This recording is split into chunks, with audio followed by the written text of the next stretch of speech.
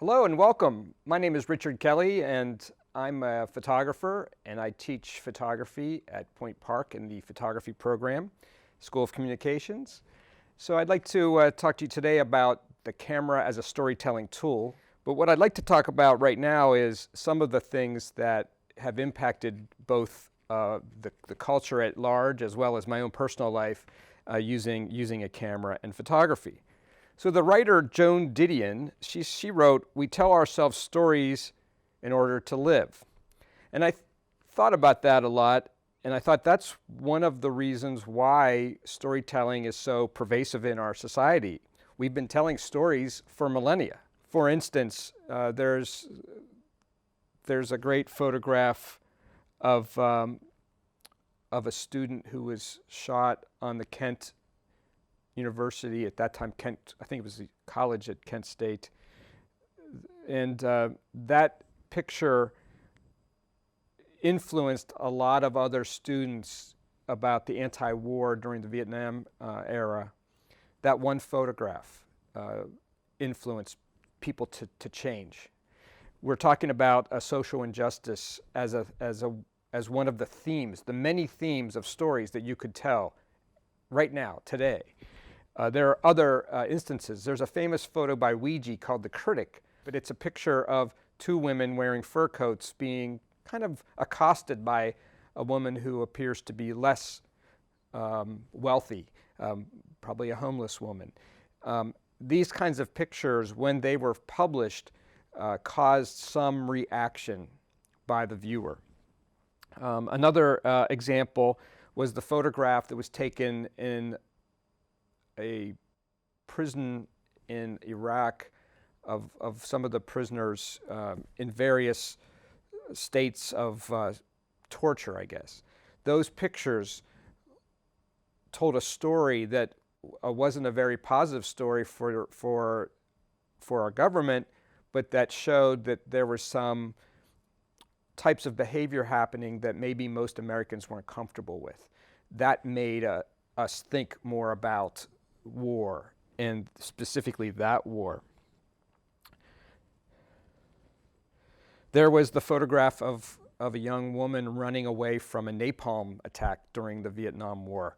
That caused people to think about what we were doing in Vietnam. There was the photograph, a very famous, tragic photograph of a man falling from the World Trade Towers, which was hard to look at. But that picture made us see that event that day much differently than just a building being a series of buildings that fell down because of an airplane. It became very personal. So as storytellers, especially as storytellers that want to make a difference, there are good examples of photographs that change us. I tell you, one of the most powerful photographs published in the modern era was the photograph of a guy standing in front of a tank in Tiananmen Square. Now the irony there is that many of the Chinese at the time didn't even see that photograph, but the rest of the world did. So sometimes a singular image can impact how the viewer sees the world. I would also challenge that often it's not a single picture. As a photography instructor, we talk about the power of a frame. We talk about what can be inside that frame. But let's not forget that sometimes story needs that beginning, middle, and end. And that's where practicing, learning how to take a long shot, learning how to do a medium shot, learning how to do a close-up, which helps the viewer get a sense of place. That is a skill that does take practice to learn. And not only practice, the other thing I forgot to mention is feedback. Feedback isn't likes. Feedback isn't your friend giving you an emoji. Critical feedback as a storyteller is a mentor, is another storyteller that you respect. That is the kind of feedback that you want a teacher that will help guide you so that you can tell your stories better and more efficiently. The other thing about a camera It's hard to imagine a world without a camera, without photography. It's hard to imagine that, the written word has been, and the spoken word has been such a part of storytelling for so long. Photography really has been only part of that storytelling for a short period. But photography has enabled us to see things that normally we wouldn't be able to see.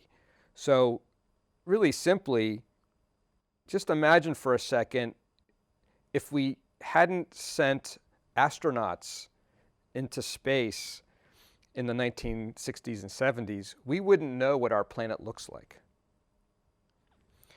We sent a telescope into space and we're able to see what the building blocks of planets because we have photography. We're able to send a rover to Mars to see what the planet looks like close up.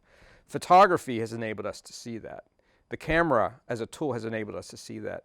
Another thing is, without a camera, we wouldn't know what undersea life looks like or what things through a microscope looks like. So photography can be a very powerful tool. And I think we take it a little bit for granted. Like I said, everybody has one in their pocket. So try to separate yourself a little bit from the camera for a moment and from photography. And when you're asking yourself, what story can I tell? Think about what story someone would want to see that's not familiar. Another way to think about it, I had a colleague tell me the other day that she finds that Pittsburgh, where we live, to be very interesting because she's not from here. So every time she goes through another tunnel or goes over a mountain or goes through a valley, everything she sees for the first time. And she says, there's such beauty here. But sometimes my friends who live in Pittsburgh, they don't see the beauty because they take it for granted. And I think that's what photography can do for you, is it can allow you to see the space around you, the people around you, the stories around you in an entirely new way. Just because now you're looking at it through that frame. So my advice is to just get out there and to start telling stories right where you are. You don't have to travel to a foreign place to tell a great story. You don't have to find people who are famous to tell a story. Some of the most interesting people I know are in this room where I am.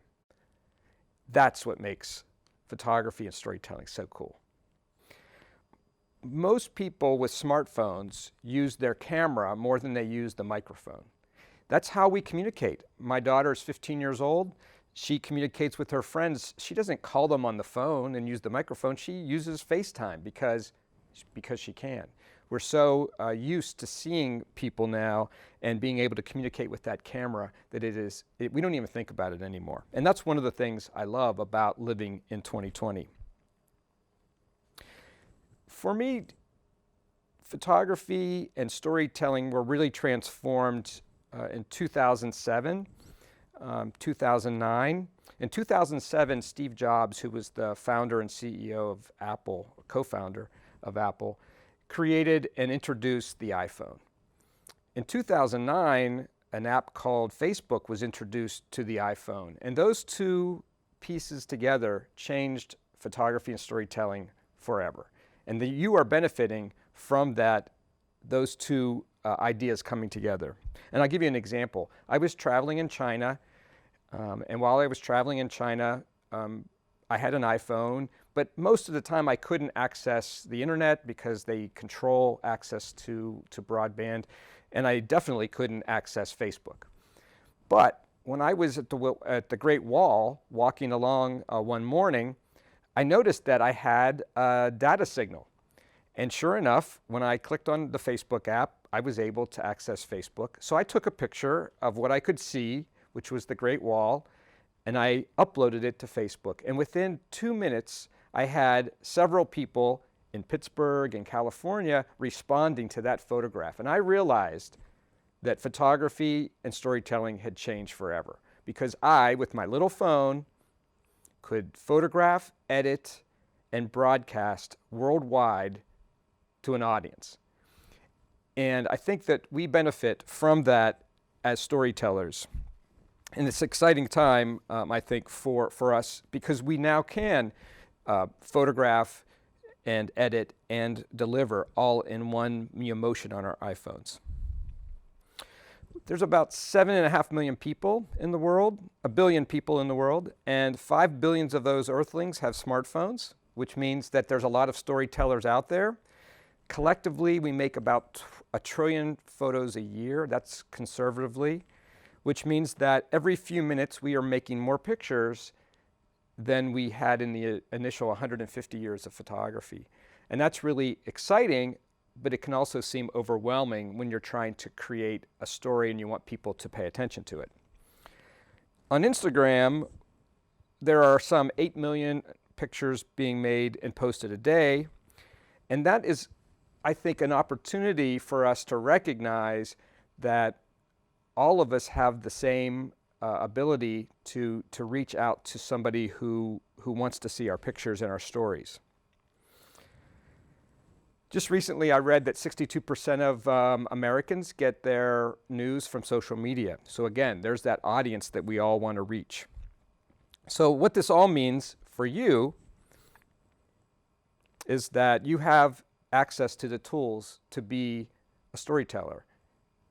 You don't have to wait. You don't have to wait till you graduate from high school. You don't have to wait till you go to college. You don't have to major in journalism to be a storyteller. You are a storyteller right now. But there are a few things I'd like you to think about. The first is that just because it's on your smartphone and it's easy doesn't mean you don't have to understand the basic fundamentals of storytelling, and that you don't have to practice good photography skills.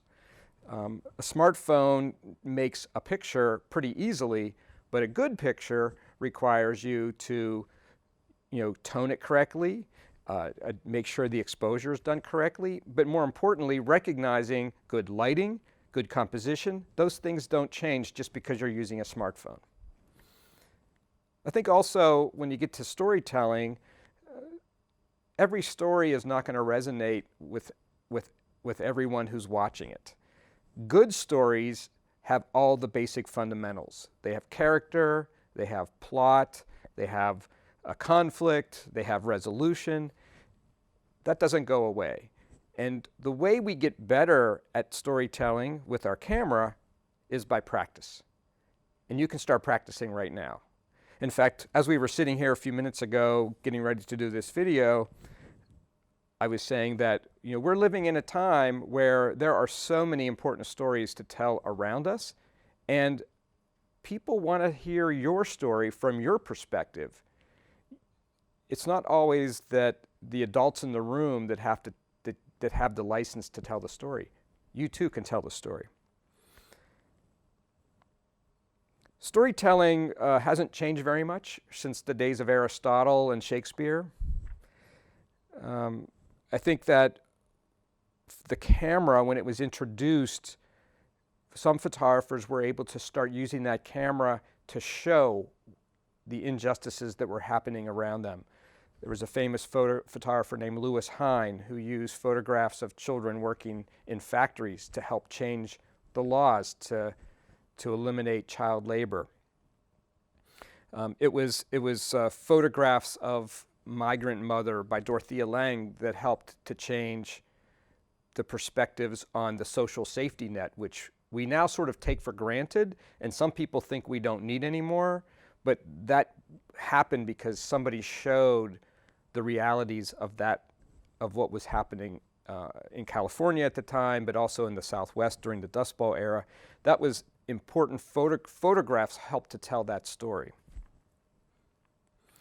Photography can be persuasive, but we have to be careful because photography can also be used as propaganda. So we have to learn as students and viewers of photography how to tell the difference. Trust is not the camera alone. The camera only knows what it's being pointed at.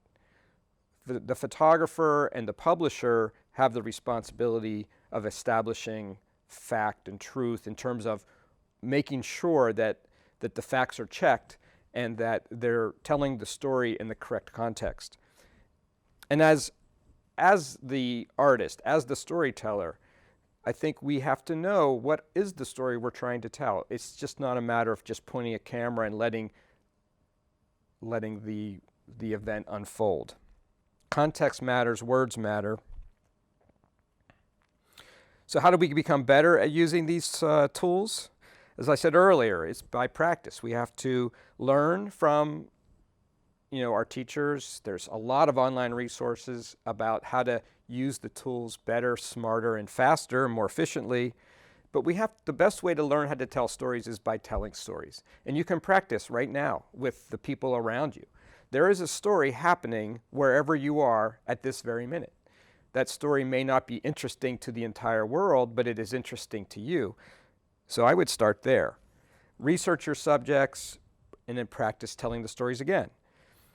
A photographer I'm very fond of wrote that he photographed to see what the world looks like in photographs. And I think that that's sometimes the best place to start, is what interests you on any given day could be a story if you break it down and use that sort of that technique that we have done all along. And I tell my daughter all the time when she's telling stories, you have to establish who your audience is, what they need to know, and why they need to know it. And once you get through that, then a story can be told, and it can be a lot of interest to your subject. We live in really interesting times. We have really interesting tools to work with, and it's just a matter of pointing the camera in the right direction and following it up with all of the right stories and attitudes that go with it.